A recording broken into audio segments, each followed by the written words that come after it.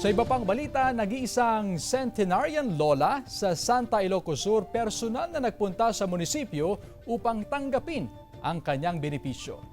Atin siyang kilalanin sa report ni Ivy Hernando.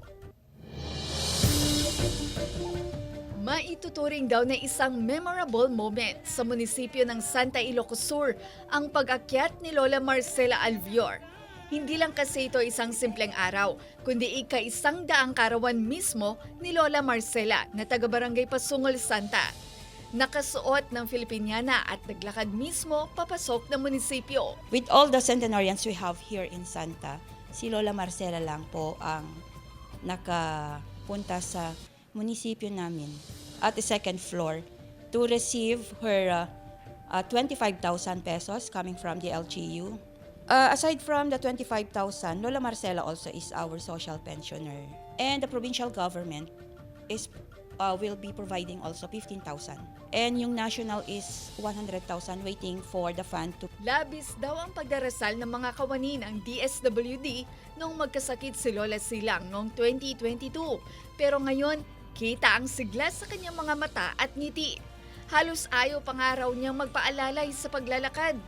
Kwento ni Lola, wala naman sa kanyang pamilya ang nakaabot sa kanyang edad, kaya hindi rin niya inakalang aabot ng 100 taon sa mundo. Anong sekreto?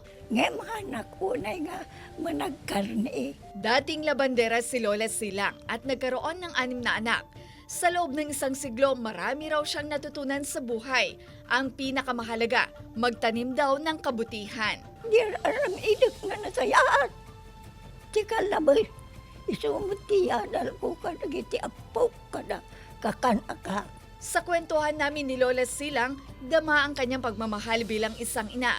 Kahit 100 taon na, hiling pa niya'y madagdagan ang buhay upang mapagsilbihan ang mga anak at apo. Tapno, masirbiak nagitan ako kan apo. Nawikanak niya apo tinaulduan pa. Nga panagdiag ko tinabaw tinaga.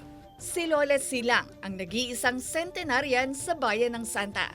Kasama si Norman Raca, Ivy Hernando, 1 North Central Luzon.